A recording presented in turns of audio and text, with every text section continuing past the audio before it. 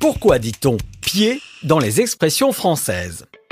En m'attaquant au mot « pied », je me mets à pied d'œuvre, c'est-à-dire au travail, car au XIIIe siècle, œuvre était synonyme de travail. On a dit par exemple ensuite d'un maçon qui arrivait au pied du mur, qu'il était en train de construire, qu'il était à pied d'œuvre, prêt à accomplir la suite de son travail. Par extension, depuis la même époque, l'expression « être au pied du mur » est devenue synonyme de contrainte. Gentil le chien, gentil. On ne peut plus reculer, on est obligé d'agir, on ne peut pas fuir une responsabilité ou un problème. On n'a pas le choix, comme lorsqu'on est pieds et poings liés. Au sens propre, l'image parle d'elle-même. Au sens figuré, on ajoute la contrainte morale à l'incapacité motrice. De celui ou celle que vous sortirez de cette situation difficile, on pourra dire que vous lui ôtez une épine du pied, expression que l'on a d'abord utilisée pour soi en ancien français. On disait qu'on se tirait une épine du pied quand on surmontait une grande difficulté. Avec le temps, on l'utilise pour les autres quand on les a sortis d'une mauvaise situation. Allez maintenant, mettons les pieds dans le plat. Expression qui signifie qu'on aborde un sujet à éviter sans s'en apercevoir. Son origine est liée au sens du mot « plat », qui a longtemps été synonyme d'étendue d'eau basse, et le verbe « gaffer » voulait dire « patauger ». Donc, le fond d'un plat était souvent boueux. On vient troubler la clarté de l'eau lorsqu'on y met les pieds. C'est donc à ce phénomène qu'on se réfère dans cette expression. En mettant les pieds dans le plat, on remue maladroitement les choses. Le coupable est, cela dit, peut-être complètement stupide ou bête comme ses pieds. Expression apparue au XIXe siècle qui se base sur l'écart entre le cerveau et les pieds, qui est la partie du corps qui en est le plus éloignée. Par déduction, on suppose donc que c'est la partie la plus bête, le pied qui a une connotation négative, comme dans l'expression « mettre à pied quelqu'un » qu'on utilise quand on renvoie une personne de son travail ou qu'on le suspend. Cette expression vient du monde militaire, de la cavalerie, où un soldat puni pour une faute était privé de son cheval, donc mis à pied, et se retrouvait dans les écuries à effectuer les basses besognes. L'expression s'est ensuite répandue au monde du travail et est devenue synonyme de sanction ou de renvoi. À l'inverse, on dira que l'on met le pied à l'étrier quand on se met en situation de réussir quelque chose avec plus de facilité, comme lorsqu'on monte à cheval plus facilement grâce à cet étrier.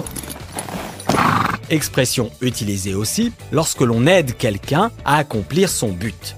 Autant que ce soit bon pied bon œil, c'est-à-dire en forme, toujours vif.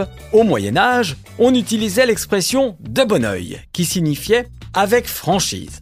Ensuite, du XVIe au XVIIe siècle, on employait « aller de bon pied » pour dire que l'on marchait à bonne allure.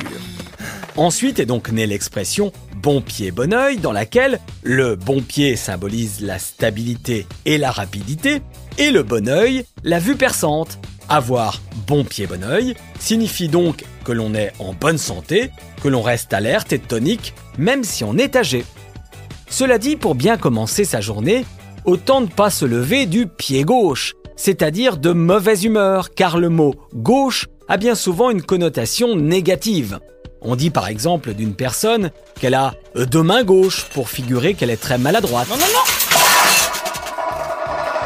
Le pied gauche serait donc ici le mauvais pied.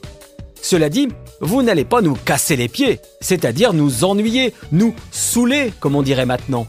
L'expression vient de l'argot où le verbe « casser » veut dire « écraser ». Et écraser les pieds est le symbole de la chose qui énerve, qui fatigue. Alors que faire du pied a un tout autre sens, car il s'agit de toucher le pied de quelqu'un discrètement, le plus souvent sous une table, pour attirer son attention et lui faire ainsi des avances. C'est une pratique utilisée depuis que l'homme s'assoit à table, elle ne date donc pas d'hier. Une simple invitation ou proposition sans connotation sexuelle étant un appel du pied. En revanche, si ces avances sont concluantes, chacun pourra prendre son pied, c'est-à-dire prendre du plaisir. Cette expression date du 19e siècle. Le pied désignait une ration à l'époque des corsaires. il s'agissait de l'unité de mesure pour partager les biens d'un butin de façon équitable.